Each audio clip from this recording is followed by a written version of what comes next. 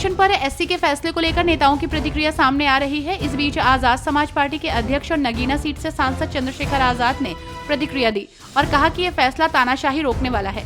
चंद्रशेखर आजाद ने supreme court के फैसले पर अपने सोशल मीडिया अकाउंट एक्स पर लिखा, मैं भीम आर्मी और आजाद समाज पार्टी काशीराम भाजपा की सस्ती लोकप्रियता वाली बुलडोजर नीति के धुर विरोधी रहे हैं। केंद्रीय सड़क परिवहन और राजमार्ग मंत्री नितिन गडकरी ने सड़कों का खराब रखरखाव करने वाली एजेंसियों और ठेकेदारों को कड़ी चेतावनी देते हुए कहा कि खराब प्रदर्शन करने वाले ऑपरेटर को बाहर का रास्ता दिखाया जाएगा। स्वच्छता ही सेवा 2024 स्वभाव स्वच्छता संस्कार स्वच्छता अभियान के तहत वृक्षारोपण अभियान एक पेड़ मां के नाम का उद्घाटन करने के लिए गाजियाबाद पहुंचे गडकरी ने ईस्टर्न पेरिफेरल एक्सप्रेसवे का निरीक्षण किया। इस दौरान खामियां मिलने पर उन्होंने जिम्मेदार लोगों को जमकर फटकार लगाई। बसपा सुप्रीमो मायावती ने बड़ा बयान देते हुए कहा कि बुलडोजर कानून के राज का प्रतीक नहीं है, इसकी इस्तेमाल की बढ़ती प्रवृत्ति चिंताजनक है। उन्होंने कहा कि केंद्र सरकार को सभी के लिए इस पर गाइडलाइन बनानी चाहिए, जो कि नहीं हो रहा है, इसलिए सुप्रीम कोर्ट को मामले पर दखल देना पड़ा है। रुद्राक्ष कन्वेंशन सेंटर में पीएम विश्वकर्मा योजना के लाभार्थियों को सम्मानित करने के बाद लोगों को संबोधित करते हुए मुख्यमंत्री योगी आदित्यनाथ ने कहा कि 2024 से पहले देश में आतंकवाद, अलगाववाद, उग्रवाद, नक्सलवाद था। सरकारें तुष्टीकरण की पराकाष्ठा पार करके भारत की आस्था से खिलवाड़ करती थी। अब तेजी से विकास हो रहा है, आस्था को सम्मान भी मिल रहा है। वाराणसी में बाबा काशीधाम विश्वनाथ मंदिर और काल भैरव मंदिर के 500 मीटर के दायरे में विज्ञापन पर प्रतिबंध लगा दिया गया है। इसके अलावा शहर के प्रमुख चौराहों और महत्वपूर्ण क्षेत्रों को भी विज्ञापन मुक्त बनाने का निर्णय लिया गया है।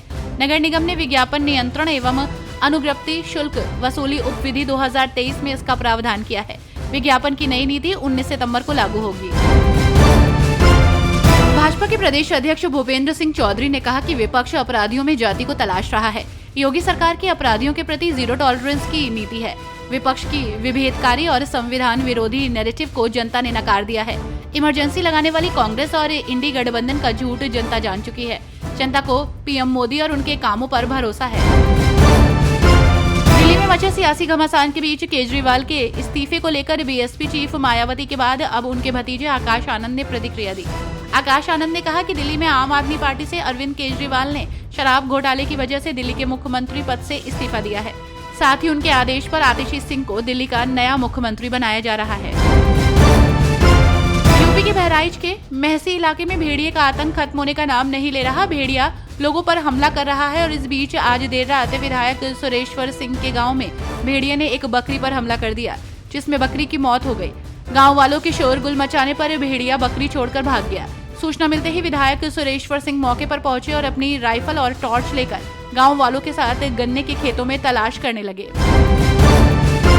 उत्तर प्रदेश में 23 बस अड्डों का आधुनिकीकरण और पुनर्निर्माण किया जा रहा है। ये आधुनिकीकरण अगले 2 सालों में पीपीपी मॉडल के तहत किया जा रहा है।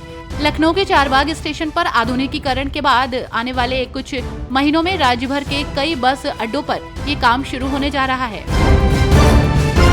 महाकुंभ 2025 की तैयारियों को बाढ़ और बारिश ने प्रभावित किया है। प्रयागराज में चल रहे 418 परियोजनाओं में से 60% काम पिछड़ गया है। पीडीए, पीडब्ल्यूडी और सिंचाई विभाग के काम सबसे ज्यादा प्रभावित हुए हैं।